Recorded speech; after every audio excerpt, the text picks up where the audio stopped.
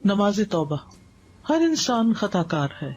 انس رضی اللہ عنہ سے مروی ہے کہ نبی صلی اللہ علیہ وسلم نے فرمایا ہر ابن آدم خطاکار ہے اور بہترین خطاکار وہ ہیں جو بہت توبہ کرنے والے ہیں. اللہ سبحانہ وتعالی بہت توبہ قبول کرنے والا ہے. ان اللہ یغفر الذنوب جميعا انہ هو الغفور الرحیم. سورۃ شورى میں آتا ہے وَهُوَ الَّذِي يَقْبَلُ التَّوْبَةَ عَنْ عِبَادِهِ وَيَعْفُو عَنِ السَّيِّئَاتِ. وہی تو ہے جو اپنے بندوں کی توبہ قبول کرتا ہے اور ان کی برائیوں کو معاف کرتا ہے. گناہوں کی کثرت کے باوجود توبہ قبول کرنے والا ہے. انس بن مالک رضی اللہ عنہ سے مروی ہے کہتے ہیں کہ میں نے رسول اللہ صلی اللہ علیہ وسلم کو فرماتے ہوئے سنا اللہ تبارک و تعالی فرماتا ہے اے ابن آدم بے شک تو جب تک مجھے پکارے گا اور مجھ سے پر امید رہے گا جو بھی گناہ تجھ سے ہوں گے میں تجھے بخشتا رہوں گا اور میں کوئی پرواہ نہیں کروں گا. اے ابن آدم اگر تیرے گناہ آسمان کی بلندیوں تک پہنچ جائیں پھر تو مجھ سے بخشش طلب کرے تو میں پرواہ کیے بغیر تجھے بخش دوں گا اور میں کوئی پرواہ نہیں کروں گا. اے ابن آدم اگر تو زمین کے برابر گناہ لے کر میرے پاس آئے اور اس حال میں مجھ سے ملے کہ میرے ساتھ کسی کو شریک نہ کیا ہو تو میں تجھے ان گناہوں کے بقدر بخشش عطا کروں گا. تو اللہ سبحانہ وتعالی سب گناہ معاف فرما سکتا ہے. تو اس لیے انسان کو کبھی بھی مایوس نہیں ہونا چاہیے. اللہ سبحانہ وتعالی دن رات توبہ قبول فرماتا ہے.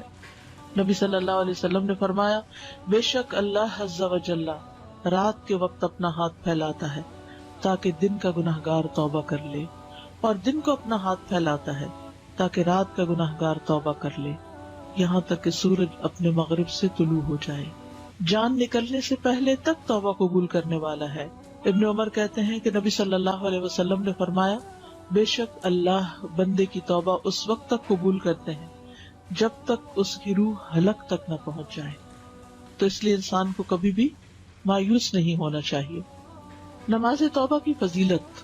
نبی صلی اللہ علیہ وسلم نے فرمایا جو بندہ بھی کوئی گناہ کر بیٹھے پھر اچھی طرح وضو کر کے کھڑا ہو اور 2 رکعت نماز پڑھے پھر اللہ سے بخشش مانگے تو اللہ اسے بخش دیتا ہے تاکہ انسان کے دل پر گناہوں کا بوجھ نہ ہو، گلٹ نہ ہو.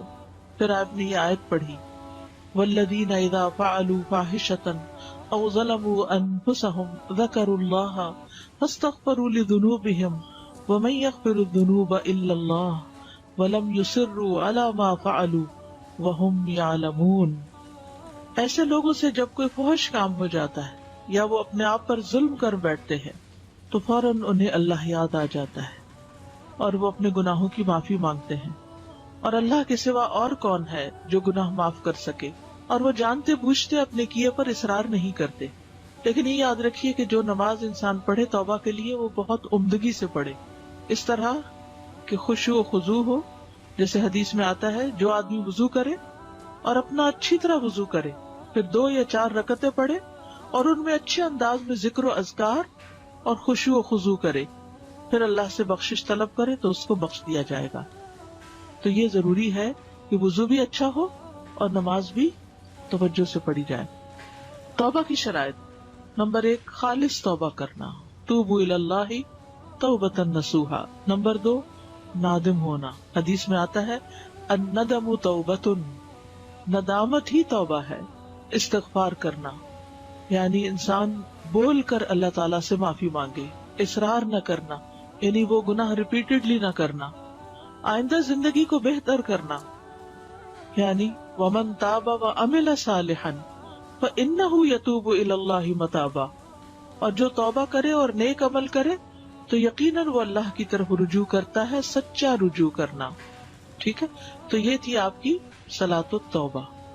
یعنی جب بھی انسان سے کوئی گناہ ہو، کسی بھی گناہ کا بوجھ دل پر ہو، کوئی گلٹ ہو، کسی طرح کی پریشانی ہو، کاموں میں رکاوٹ آ رہی ہو اور انسان کو اس کے گناہ ستا رہے ہوں اور غمگین کر رہے ہوں، غمزدہ کر رہے ہوں، ڈپریشن میں مبتلا کر رہے ہوں، تو انسان اچھے سے وضو کرے، اچھی سے نماز پڑھے اور اللہ سے رو کے دعا کر لے کہ اللہ مجھے معاف کر دے. That's it.